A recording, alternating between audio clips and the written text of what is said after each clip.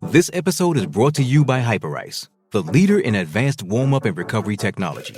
They have tons of innovative products, like Venom-heated wearables to help soothe sore back muscles, Normatec compression boots to speed up recovery and increase circulation, and Hypervolt massage guns to improve mobility.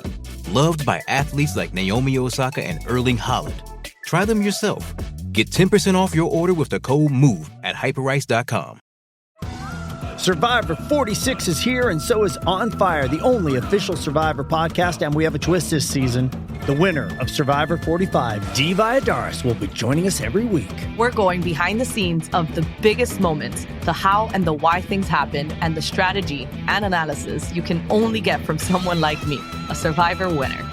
Listen to On Fire, the official Survivor podcast, wherever you get your podcast. With threats to our nation waiting around every corner, adaptability is more important than ever. When conditions change without notice, quick strategic thinking is crucial. And with obstacles consistently impending, determination is essential in overcoming them. It's this willingness, decisiveness, and resilience that sets Marines apart. With our fighting spirit, we don't just fight battles, we win them. Marines are the constant our nation counts on to fight the unknown. And through adaptable problem solving, we do just that. Learn more at marines.com. If you thought Birmingham's successful staging of the Commonwealth Games in 2022 was the final time, for now, that the United Kingdom's second city would be hosting a major multi-sporting event, then think again. In August this year, Brum will be hosting the IBSA World Games, an event for blind and partially sighted athletes. I'm John. And I'm Michael. The World Games will feature 3 Paralympic and 8 non-Paralympic sports, with around 1,000 athletes from over 70 countries. This is Great British Bosses from Anything But Footy, the podcast which speaks to the people in charge of sport in this country. And ahead of the event being staged at the University of Birmingham this summer, let's hear from 2 of those charged with delivering it. Hi, I'm Yuri Matischen, Managing Director of MLS. Hi, I'm John Timms, and I'm the Director of MLS, and I'm the Event Director of the World IBSA Games in Birmingham this year. John, although I've been told we need to call you Timsy because we have our own Anything But Footy, John. Yeah, no problem. I have no issue with that. The IBSA World Games. I mean, tell us first of all how excited you are that it's being staged this year in Birmingham. And for people that don't know, what is it? Well, first of all, what a great opportunity to talk about blind and partially sighted athletes coming to the UK. The first manifestation of these games in the UK. 11 sports. Some of the best athletes in those sports in the world will be competing in Birmingham, and of which 3 sports will be trying to qualify to go to Paris 2024. And we're trying to make sure we get British athletes in particular, if we can help them, qualify to get to Paris 2024. So real opportunity there coming across. It's a great opportunity for us to talk about event delivery and to talk about the challenges and things. But above all, it's just exciting. It's just brilliant to be bringing an event like this in. And we're following the Commonwealth Games in Birmingham. So like we were joking in the planning stages. If you could get the Commonwealth Games right, you'll be ready for us when we arrive.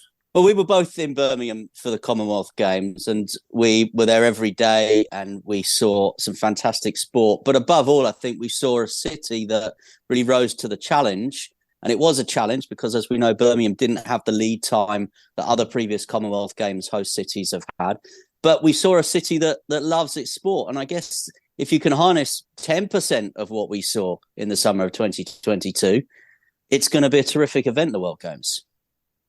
Yeah, we're definitely looking to do that. And harness is a good word to use.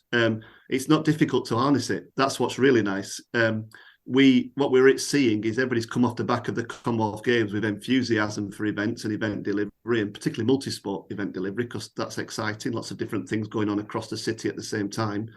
So that's really great. And what we're also able to do is what the Commonwealth Games did is lots of people got lots of great experience.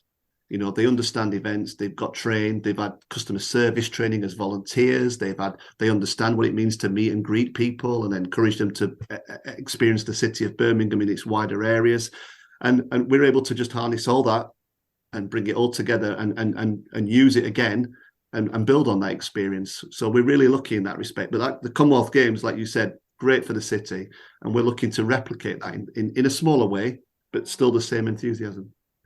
Yuri, they always say that the Olympics is the warm-up for the Paralympics. So I think you're absolutely right saying that the Commonwealth Games was a warm-up for the World Games. How did Birmingham win the right to stage the event? And then what's your role, Yuri, at MLS to deliver it?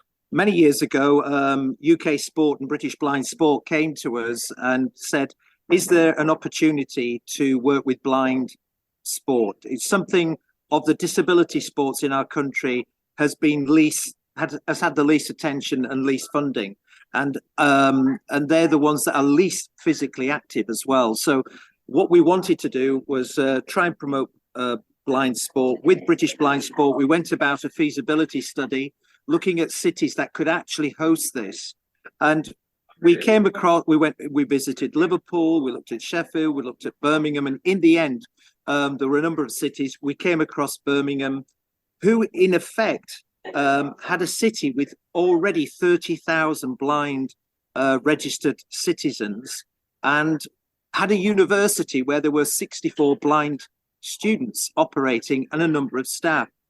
With the facility infrastructure, with the Commonwealth Games infrastructure, it was felt that Birmingham would be the strongest bid.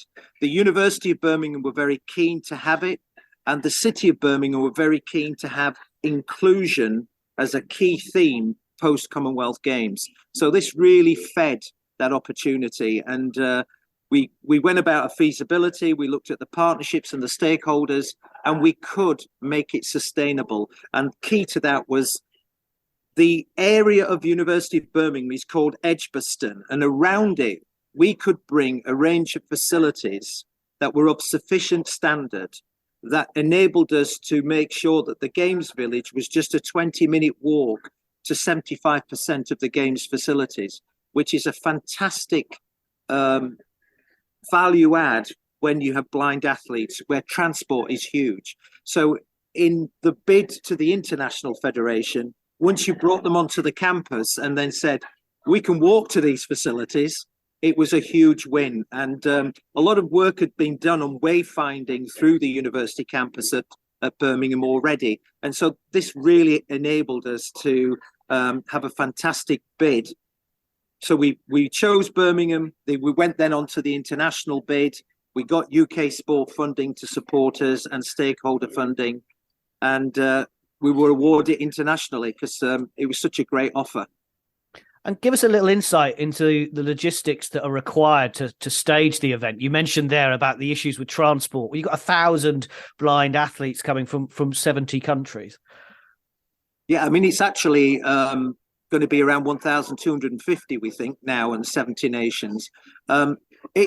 Interestingly, it's like any other major sporting event.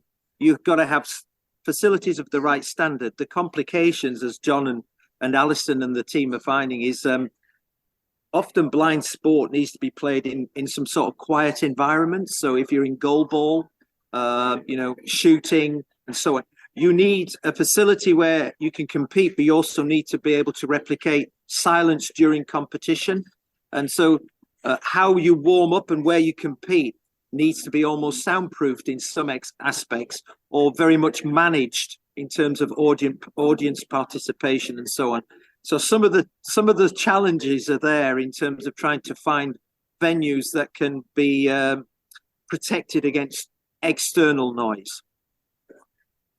And John, this is, and there's no getting away from it, an elite sporting event. This is qualification for the Paralympics. Where does this sit in terms of that world stage, if you like? Oh, it's a huge opportunity for athletes to put themselves, world ranking, qualification to other events, in particular the Paralympic Games for 3 of the sports. It's right up there. The demand to attend is huge, oversubscribed in some sports, and federations are having to go and find a way of selecting the teams that attend and their qualification processes. People have to qualify to attend these games. It's not just, okay, I'm a good level archer, I want to attend. You've got to have reached a level to get into these games. So it's really important people understand that this is going to be the best of the best coming to compete in their sports from around the world to qualify for events, and they're having to qualify to get here as well. So the level's really high. And for those sports that are trying to qualify for the Paralympics, this is life-changing opportunity when you get to the Paralympics for blind and partially sighted athletes to be recognised.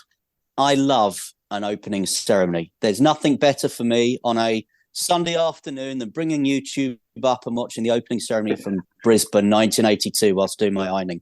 What have you got planned for Birmingham 2023?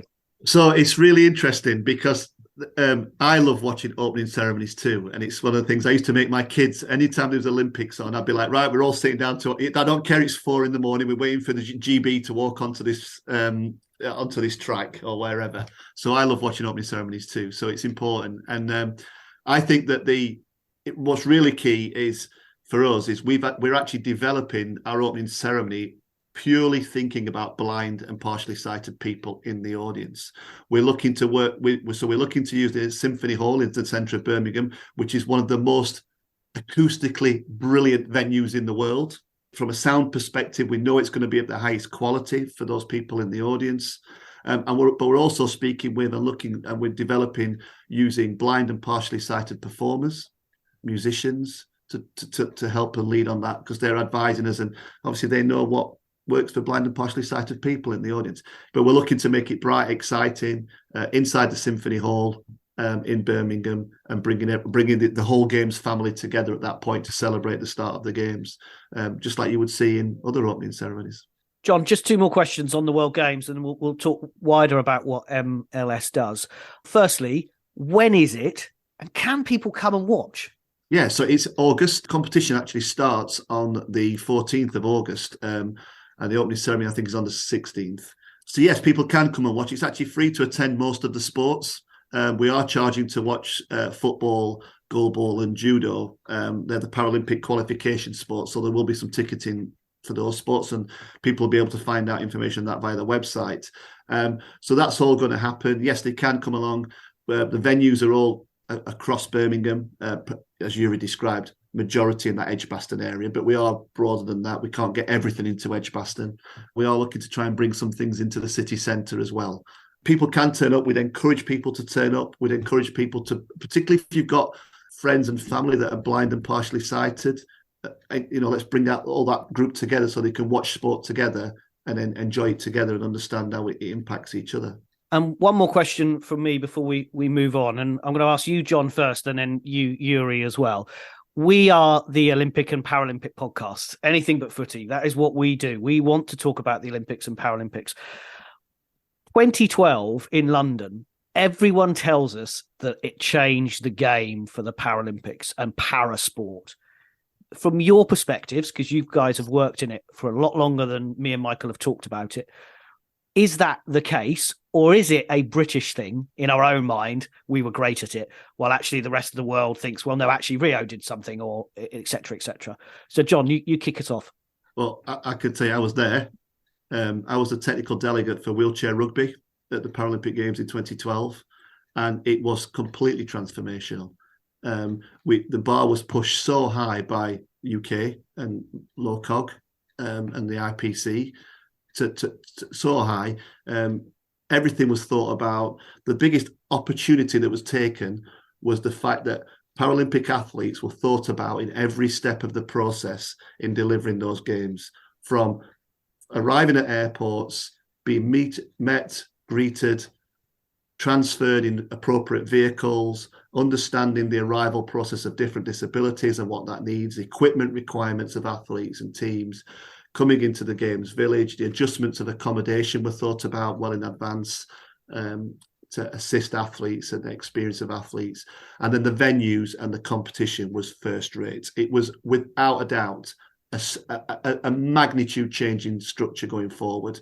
We delivered a World Championships in goalball in 2010 in Sheffield, and the goalball leads told us at that point, this is better than most Paralympics we've been to, John. This is brilliant. Thank you. Compared to 2012, our goalball World Championships, whilst excellent, and I'm not saying they weren't excellent, but compared to 2012, that was another step beyond where we got to in 2010. Rio had its challenges, everybody knows that, but they still made it happen. And what was carried across I know, was the thought about what do the athletes need. That was always a priority. Make sure what the athletes have got, what they need, will compromise in other areas. And I think that's important. That was one of the biggest things from London that came out. The good thing in London was they didn't need to compromise on the other areas. It was well planned, well delivered. The legacy was fought from Olympics to Paralympics, was really tied together. We're working with Paris now, and I can completely see that relationship between Olympics and Paralympics. How do we transfer from one to the other? What do we carry over? How does that work? And that was really manifested well in London.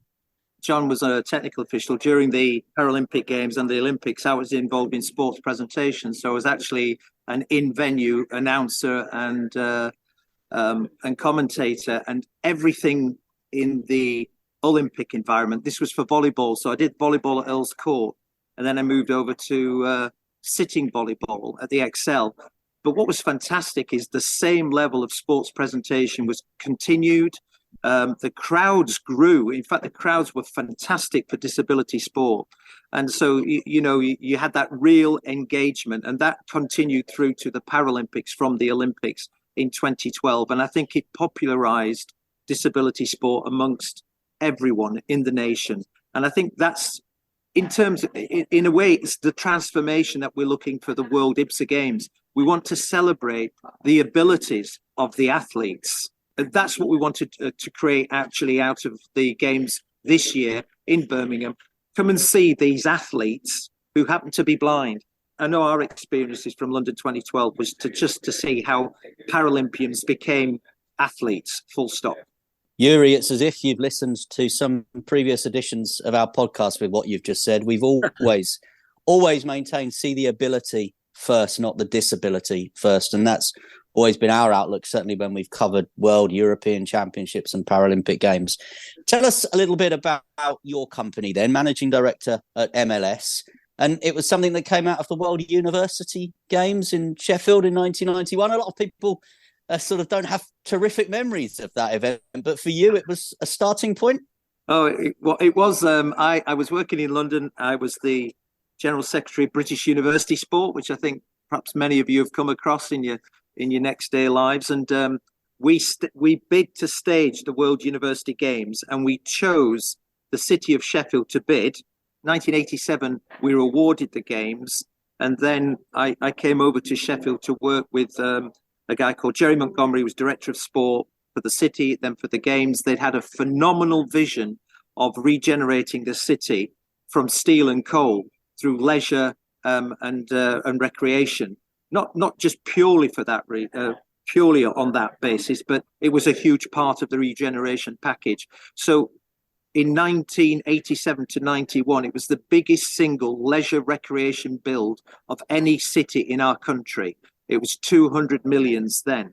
So it actually also brought a tram system. It brought the refurbishment of the two theatres, as well as these facilities. And I know there might have been a little bit of a political debate about it lost a bit of money. It lost 10 million quid. Can you imagine staging anything for 10 million quid these days? And from that point, we said Sheffield will be a major events centre. It had a phenomenal pool that no one had ever built in the country. First pool for 50 years, first arena for 50 years. So from that, we began staging. We set up a company called MLS. We embarked on staging events. In fact, John joined us. We were talking about this, weren't we, John? Yeah.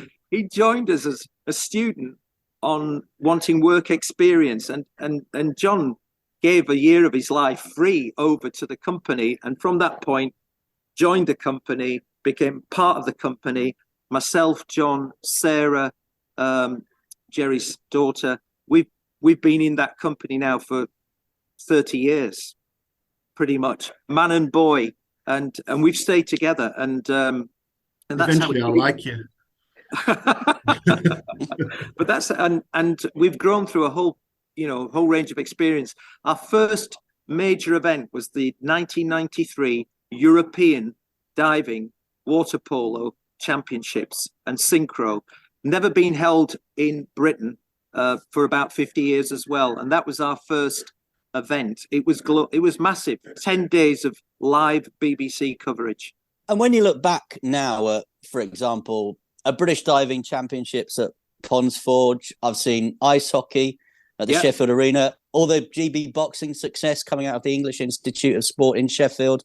I even got on that tram and got dragged to see a U2 concert at the much-missed Don Valley Stadium. 10 million doesn't seem like a bad infrastructure investment, actually. Well, the loss of £10 million was the revenue loss on the games, which caused the political wobbles then. But Jerry, he became Director of Sport for the Commonwealth Games in Manchester. And we knew the scale of investment that was coming out of the lottery, the city, etc. And it was the Queen's Jubilee. So, it was hundreds and hundreds of millions going into infrastructure investment. And I think Manchester Commonwealth Games did for Manchester what it did for Birmingham, what it did for Glasgow.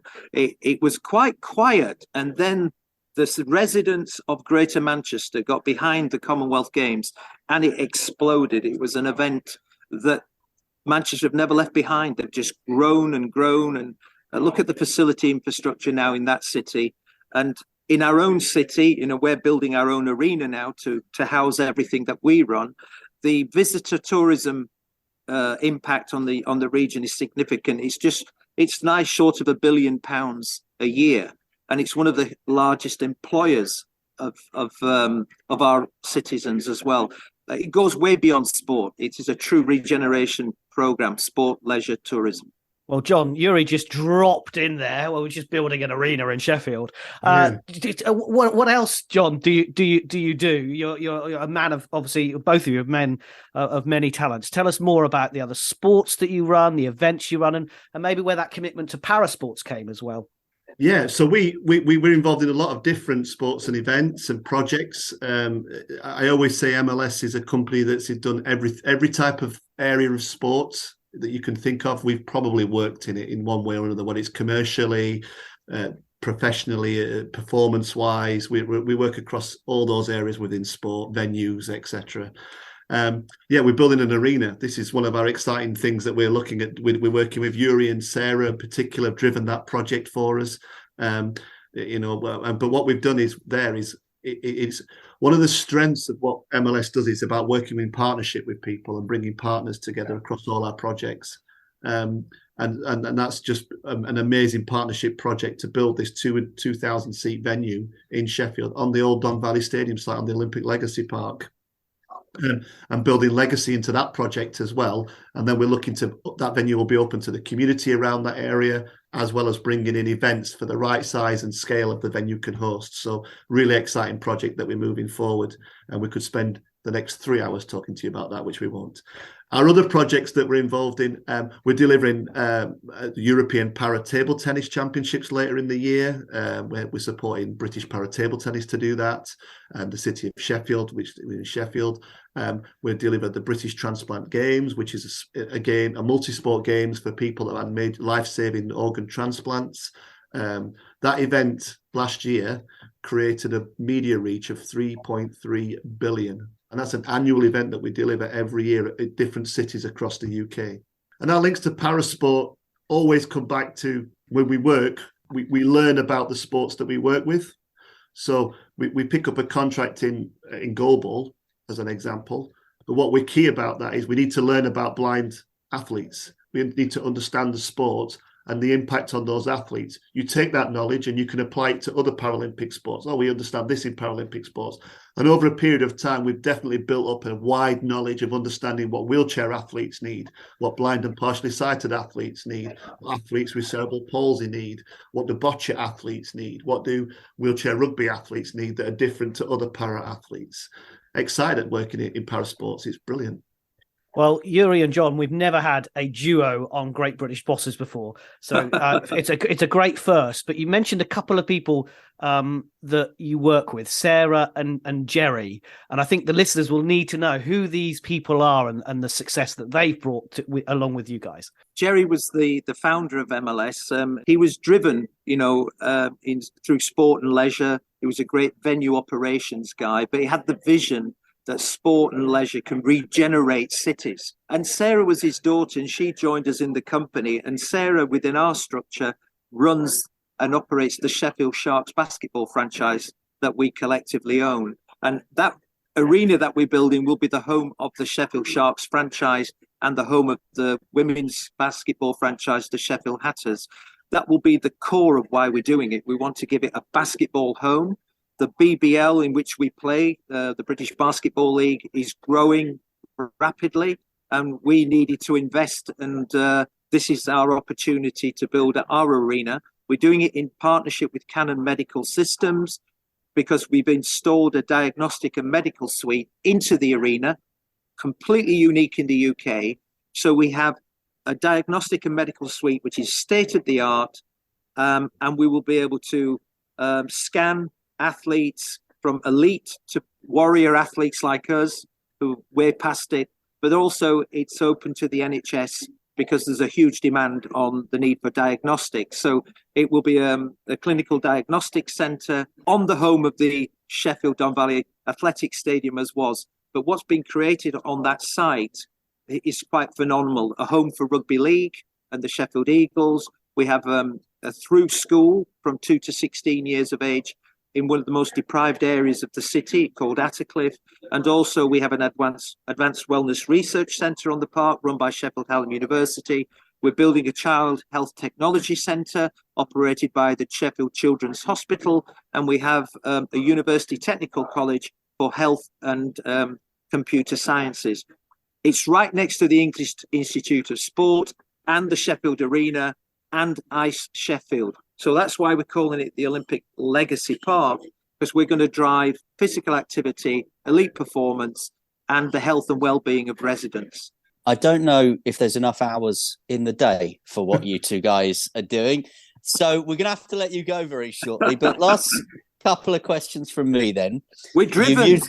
You've used the word driven. You've used the word vision. I spent a lot of the second half of last year talking about why I thought Birmingham should be ambitious and bid for an Olympic Games. And I still believe that. But I've also, and this goes back to 2012 when I was working on regional radio in Yorkshire and covered the Olympics and Paralympics under the banner If Yorkshire Was a Country. Why can't Yorkshire as a region host something like the Commonwealth Games? And why don't we get together and do it, Yuri? In 1994, our company was contracted by the city to bid for the Commonwealth Games. Myself and John and Jerry, we went into the room to bid for the Commonwealth Games for Manchester 2002 as the city of Sheffield. But we had to withdraw in that room because we had to sign a blank cheque to say we'd underwrite the Commonwealth Games. Manchester had the gall to do it, and we had to withdraw because the political climate of just coming through the World University Games, it was raw. So we had to have an understanding of what the budget was before we could sign, and we had to withdraw. Literally, I wouldn't call it the 11th hour, I would call it midnight, and we had to walk out, sit on a train, heads in our knees. It was dreadful. But yes, we should and could bid for the Commonwealth Games without doubt. In terms of that infrastructure, a Yorkshire-wide bid, for example, I remember going to see in Hull, actually, at the KC Stadium, watching squash there. So there's no reason why Commonwealth Games squash can be in Hull. Sheffield, Leeds. I mean, there is an opportunity there, in all seriousness, isn't there? We need to address an athletic stadium, don't we, John? Yeah, you would need some infrastructure build. There definitely need to be some to make that work, but it's not anything dramatic. You've got lots of venues and facilities like you've just described across the region. So yeah, it could definitely happen. Even when Birmingham hosted the games, it was Birmingham, Coventry. You know, it expands out beyond into the West Midlands region, and they looked at it as more as the West Midlands. How does the West Midlands benefit from this? So it's definitely the case that Yorkshire could host. Bring it on. Let's do it. Bereat, won't it, John? Bereat. Well, Yuri Matischen, Managing Director of MLS Contracts, and John Timms, Director of the IBSA World Games, which are taking place in Birmingham this coming summer. We are delighted to have spoken to you, and thank you so much for telling us your stories on Great British Bosses. No, thank you very much. Thank you. Sports Social Podcast Network. Lucky Land Casino, asking people, what's the weirdest place you've gotten lucky? Lucky? In line at the deli, I guess? Aha, in my dentist's office. More than once, actually. Do I have to say? Yes, you do. In the car before my kids' PTA meeting. Really? Yes. Excuse me, what's the weirdest place you've gotten lucky? I never win and tell. Well, there you have it. You can get lucky anywhere, playing at LuckyLandSlots.com. Play for free right now. Are you feeling lucky? No purchase necessary. Void where prohibited by law. 18+. Terms and conditions apply. See website for details.